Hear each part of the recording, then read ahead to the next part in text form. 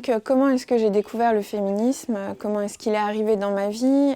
D'abord, il a toujours été un peu présent via la figure de ma mère et de la meilleure amie et de la mère de ma meilleure amie qui se définissaient comme féministes et qui nous ont un peu éduqués dans cette idée que le féminisme, c'était une évidence.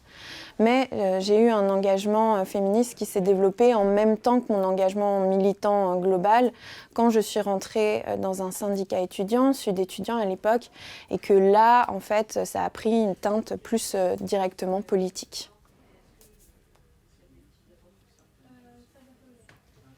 Pour revenir un peu sur l'idée, comment l'idée du livre m'est venue, premièrement, au départ, ça devait être un article et pas du tout un livre. Et en fait, je me suis un peu emballée et il a grossi et il est devenu un livre. Mais pour dire que parfois, c'est aussi du hasard qui fait qu'on écrit au final un livre.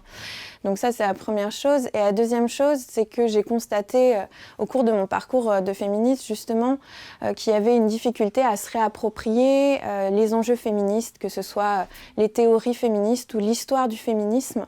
Et en fait, j'ai voulu produire un livre qui permettait à n'importe qui de se saisir de ces enjeux et de se réapproprier finalement cet héritage féministe qu'on connaît souvent mal quand on commence à militer, voire même quand on ne milite pas du tout, parce que c'est des enjeux qui sont assez complexe de l'extérieur et du coup il y avait cette volonté de démocratiser un peu ces enjeux-là pour tout le monde.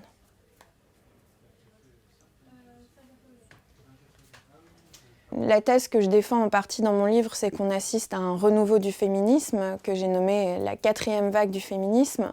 Et pour moi, je dis ça un peu sous forme de plaisanterie, mais c'est quelque chose en même temps d'important.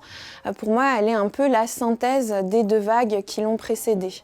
Donc, pour rappel, peut-être, la première vague du féminisme au tournant 19e, 20e siècle, c'est la lutte pour l'égalité des droits politiques, autour de la figure notamment des suffragettes. La deuxième vague du féminisme, c'est dans les années 60-70, et ça s'est cristallisé autour de la lutte pour la légalisation de la contraception et de l'avortement. Et la troisième vague du féminisme, plus dans les années 90, c'est le moment où véritablement on reconceptualise le sujet du féminisme, on croise les oppressions, le féminisme avec les questions LGBTI, les questions antiracistes et on va dire les questions de classe. Et du coup, cette 4e vague, qu'est-ce que j'entends par synthèse de la 2e et de la 3e vague? C'est qu'elle reprend à la 2e vague son caractère d'immense mobilisation avec des centaines de milliers, voire des millions de personnes qui sont mobilisées autour d'un certain nombre de revendications comme la fin des féminicides, le droit à disposer de son corps, la légalisation de l'avortement pour les pays qui ne l'ont pas encore obtenu. Mais que dans le même temps, elle reprend aussi à la 3e vague cette idée centrale d'inclusivité au sein du mouvement de toutes les personnes qui se reconnaissent dans le féminisme. Donc mon livre présente l'histoire des féminismes, les différentes théories féministes, mais ce qu'il essaye de montrer aussi, c'est que derrière toute théorie se cache un certain nombre de partis pris stratégiques. Et du coup, je reviens aussi sur la question des différentes stratégies qui sous-tendent le milieu féministe. J'en dénombre en fait 3.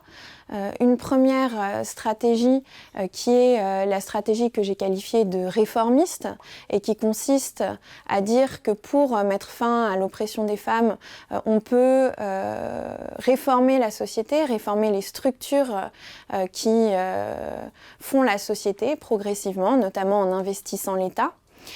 Une deuxième stratégie que j'ai qualifiée, faute de mieux, de stratégie intersectionnelle qui, elle, met en place un certain nombre d'outils qui, à mon avis, sont des bons outils, mais là où se pose le problème, c'est que ce n'est pas corrélé à une remise en question plus globale. Par exemple, elle développe des espaces non mixtes, des espaces safe, dans lesquels elle essaye de se libérer au moins dans un cadre de l'oppression.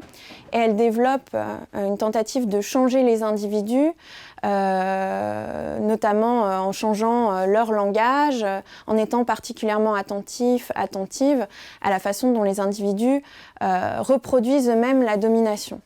Et tout ça, pour moi, c'est correct, mais c'est insuffisant. Et du coup, je défends une troisième stratégie que j'ai nommée stratégie marxiste révolutionnaire et bien sûr féministe, qui consiste à la fois à dire que l'oppression, elle existe et elle est perpétuée par des structures, que du coup, on ne pourra libérer les femmes et les minorités de genre que en modifiant ces structures, en les modifiant radicalement, c'est-à-dire par une révolution sociale, première chose. Et deuxième chose, l'idée que même si la non-mixité, le changement du langage, c'est des points d'appui importants, eh bien, on est beaucoup plus efficace dans la modification de la domination en renversant directement les structures.